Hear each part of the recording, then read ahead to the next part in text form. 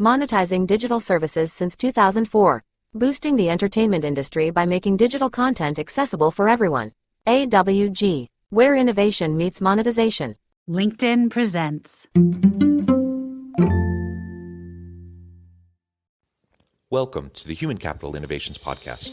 We're your source for personal, professional, and organizational growth and development, where we share original research, explore industry trends, and interview executives and thought leaders from across the globe. We hope you join us often for practitioner-oriented content around all things related to leadership, HR, talent management, organizational development, and change management. Maximize your personal and organizational potential with Human Capital Innovations Podcast.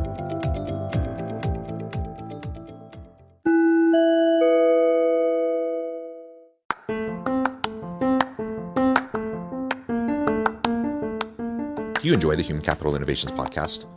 Enjoy ad-free listening by going to the Patreon page, and please consider contributing even at the producer or sponsorship level. And please leave a review. Thank you for your support.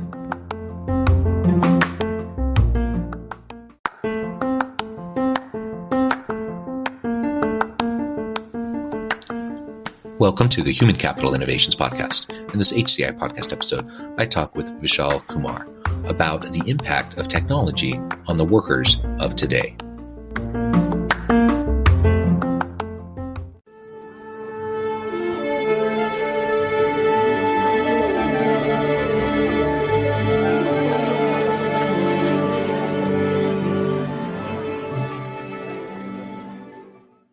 Vishal Kumar, welcome to the Human Capital Innovations Podcast. Thank you. Thank you for having me.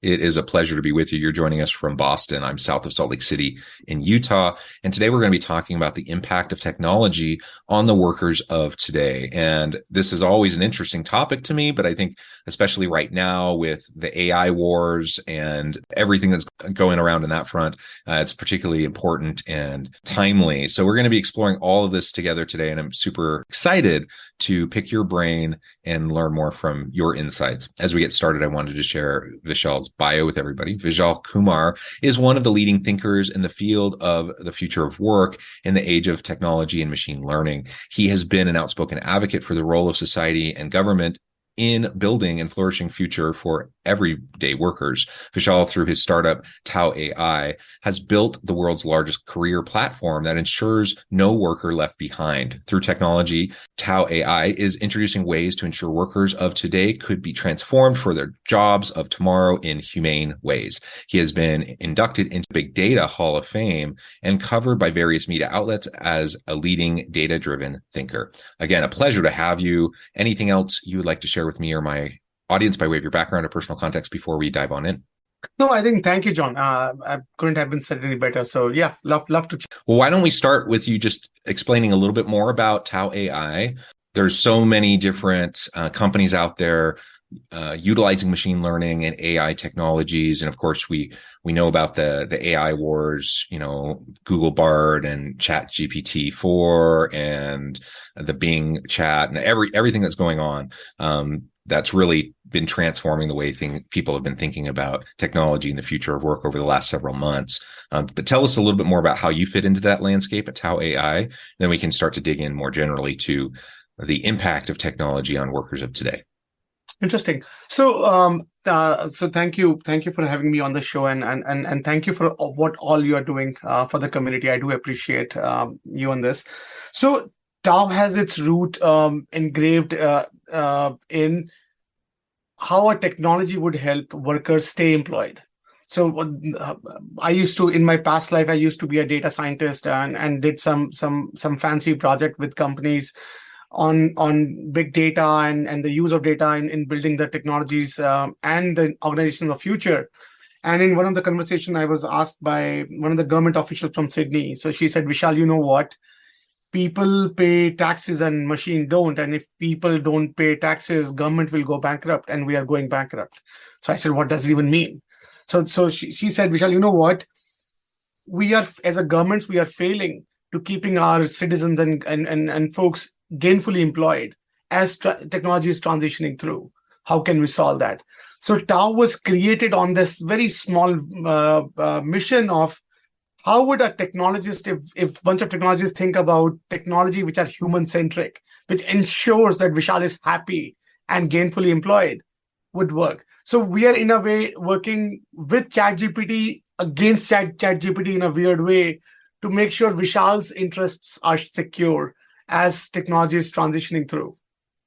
Super interesting. And one of the critiques of AI and deep machine learning has been, what does that mean for displaced workers, displaced tasks, displaced jobs? Now, I've always been one, that I'm a believer that as new technologies advance, they do displace people, but usually they create new opportunities, new jobs, new professions. And it automates the things that, may be less interesting about one's job anyways. And so really in the long run, it's a net gain for individuals in their work design and the types of work that they do so they can do more meaningful and purpose-driven stuff. It's also a win for society as a whole. That's my general philosophy around these types of disruptive technologies. But that's a persistent critique and concern that people have. Like, what is this going to mean for workers who all of a sudden, a huge chunk of their job or perhaps their whole job can be done by these AI or deep machine learning or even advanced robotics types of technologies. So what you're doing at Tau AI, I think, is an important piece of that. Like, we need to acknowledge that, yes, while I think overall it's a net positive for society as a whole, as we embrace these technologies and embrace them in careful and meaningful ways, but we also need to reskill and upskill the workforce. We need to make sure that people aren't left behind, that people can get the training they need so that they're ready for the next iteration of their career. And that sounds like it's exactly what you're trying to do there. Yeah. And I think so. There are two interesting patterns that we are seeing when we talk about the impact of technology on workers of today, right? So earlier, there used to be like a one disruption. Right, so either the hard drives are being disrupted to contain more data, or either the cloud is getting disrupted and now we don't have to carry drives all with us. We can move stuff around. This time, all the technologies are colliding with each other and creating its own disruptions, right? So earlier, we used to prepare workforce. We'd get some headwind. Okay, there's this pattern. Everyone just learn .com. You'll survive. There's a 5-6 hours shelf life. Everyone is happy. Like few had this struggle, but majority of the workers pass through, and many of these interesting use cases will emerge. But in today's time, all the technologies are going through their own S-curve disruptions, right? So now AI is intermingling with search, is intermingling with sensors, is intermingling with autonomy. So all of these technology, when they are colliding with each other, the workers are sort of displaced in that analogy in many of these disruptions, which could mean like a bigger concern that workers. So one of the best way to handle this is if we look back, because many of these things in some way, form or the other have occurred in the past, right? Yep. So when the cars came along, there was a huge outcry on people saying that the first model of cars were using more lumber. So people were worried that all the houses lumber will be gone in making cars. And now like a palladium has a $1 billion industry, which is just a catalyst in the exhaust of a car. Similarly, we have something similar in which, say, when the calculator came, all the accountant just struggled saying, no, our hand-based calculations are better than what this machine can produce. Right, and then this two side of dialogue emerge.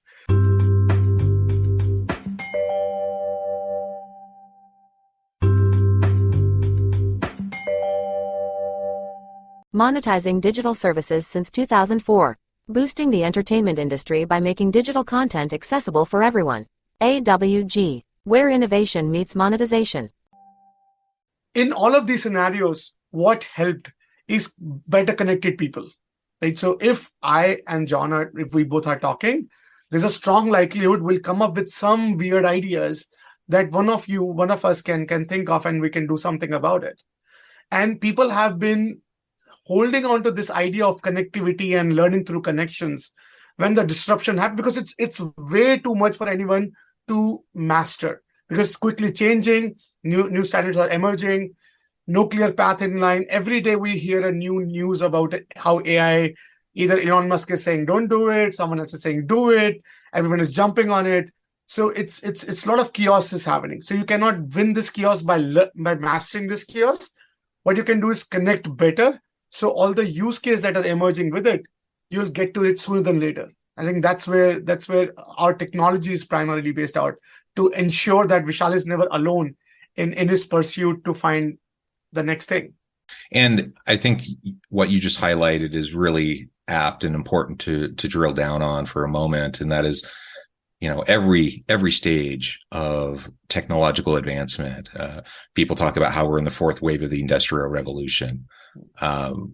Every time we've had these major disruptions, we have seen these same patterns emerge. And every time there's some new technology, it has changed the way we work. It has changed the types of skills and tasks that people do, the skills necessary to perform those tasks, etc. So while AI and deep machine learning is on the newer cutting edge of these emerging technologies, and they are going to disrupt things, it's just another form of disruption. We've seen it many, many times. So if we look back at the history of the Industrial Revolution, we see these same patterns. So I think we don't need to be so fearful. I guess that's my general message around all of this, is we don't need to be so fearful about this, but we do have to be careful because anytime we have these new technologies, it is possible, to exploit people in ways that we hadn't previously thought about. And certainly there are abuses that have to be accounted for.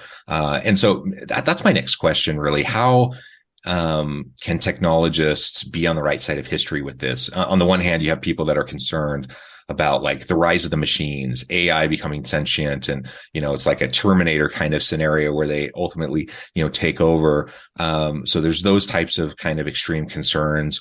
But even if you pull back from that, you don't go that far down that end of the spectrum, there are plenty of people that are worried about doing this in a moral and ethical way.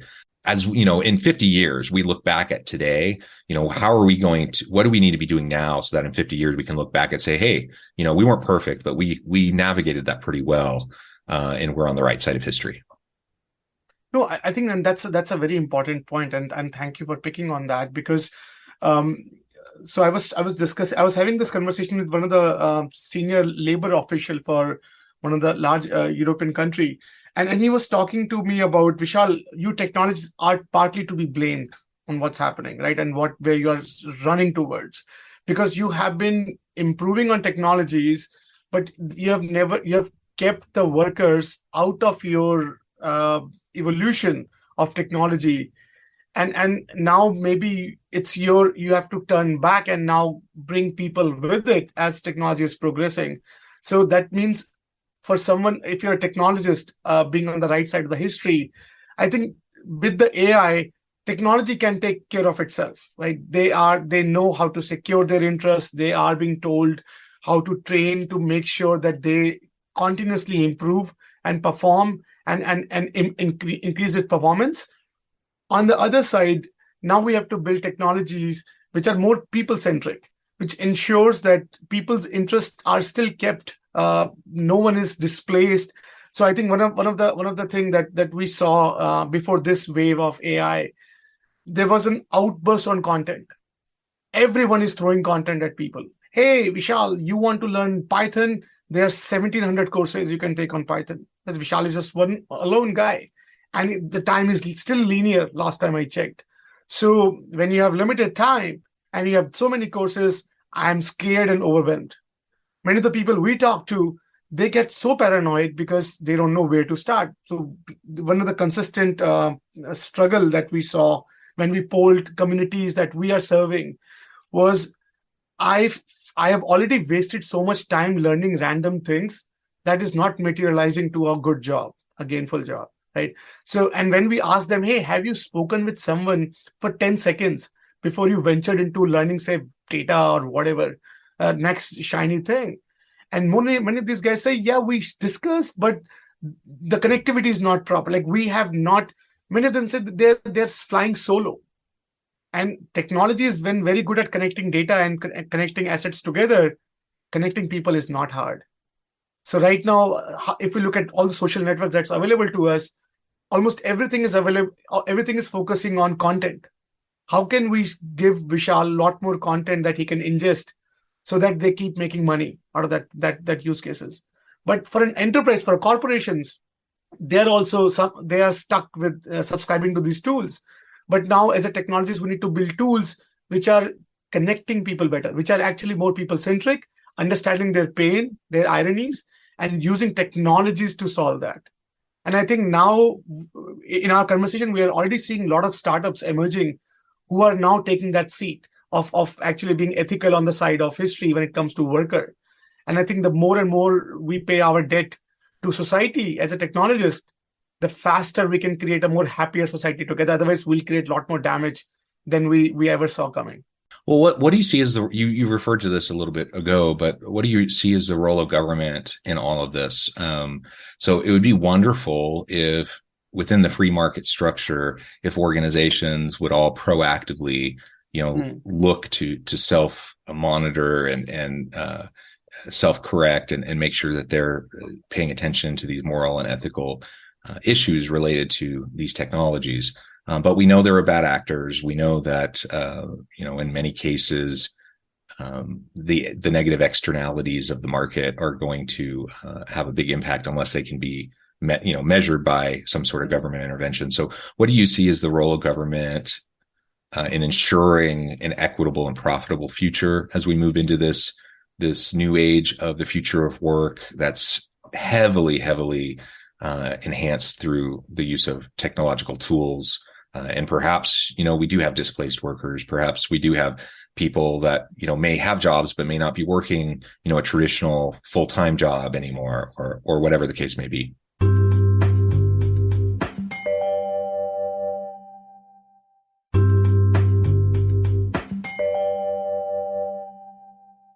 So government has a very strong role to play in this. As you're rightly saying, I think all the key points that you pretty much mentioned, that government's role is to make sure that the society's interests are secure through this, right? Government is not serving AIs or organizations' interests. Government is run by taxpayers, and taxpayers government needs to make sure that they own up to them. And other thing, and we have a great beef to pick with federal government here in US.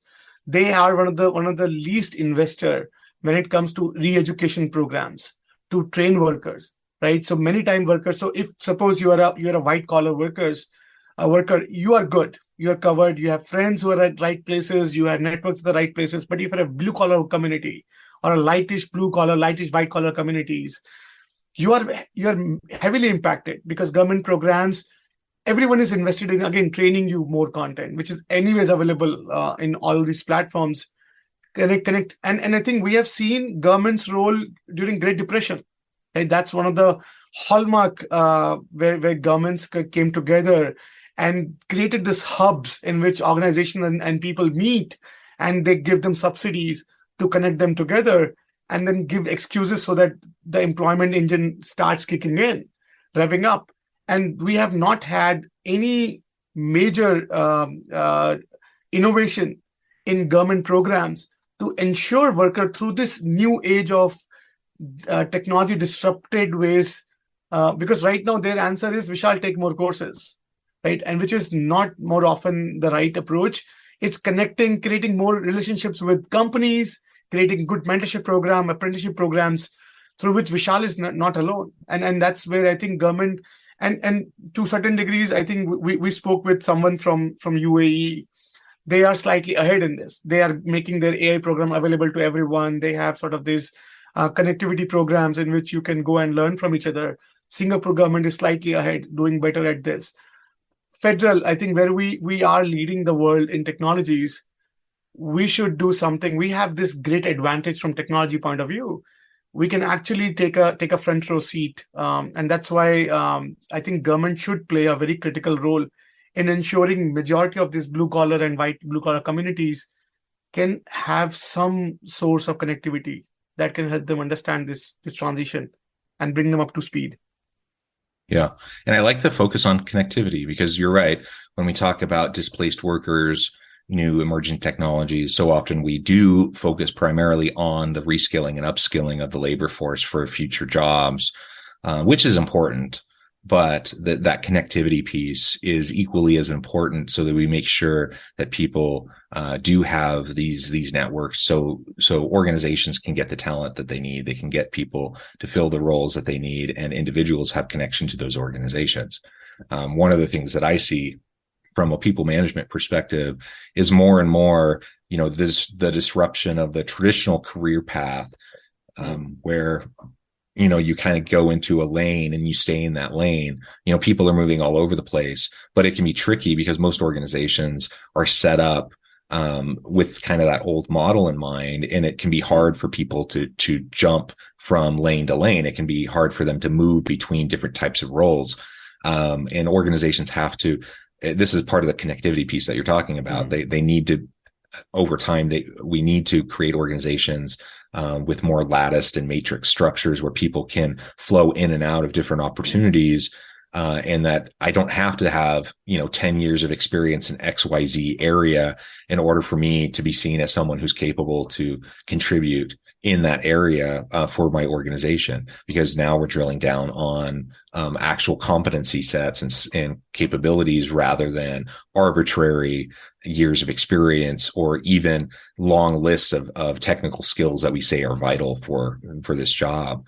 So if we can get into that approach coupled with the connectivity piece that you're talking about, and then reinforce it with the reskilling and upskilling piece, I think that's the best possible scenario for organizations and for workers moving into this unknown future. I think that's spot on. So, and couldn't have been said any better.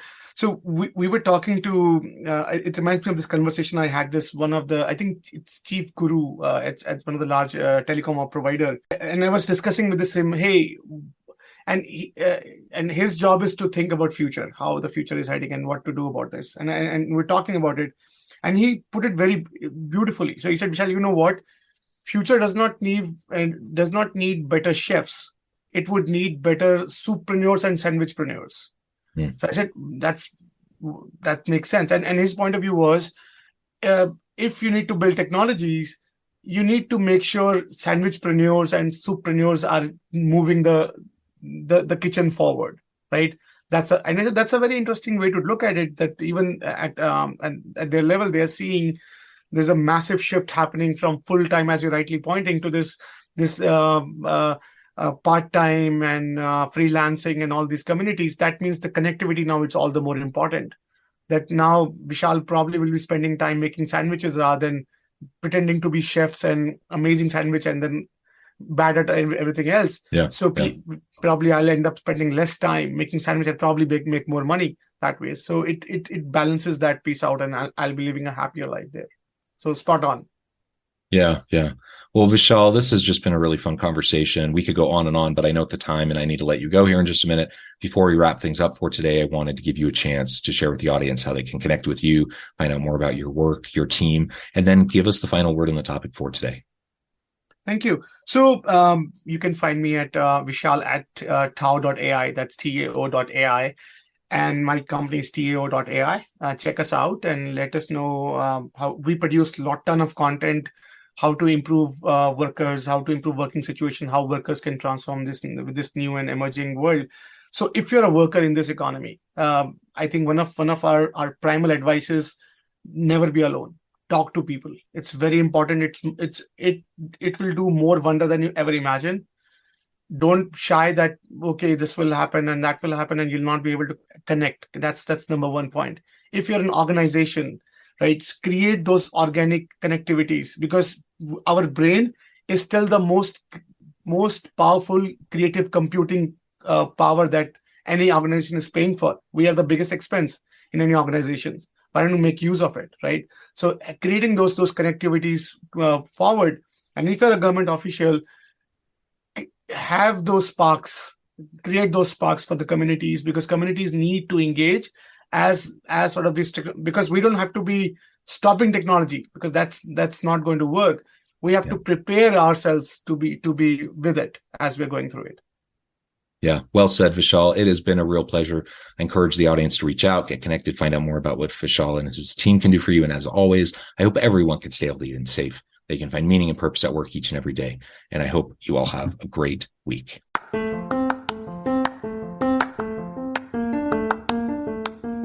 you enjoy the Human Capital Innovations podcast? Enjoy ad-free listening by going to the Patreon page. And please consider contributing even at the producer or sponsorship level. And please leave a review. Thank you for your support.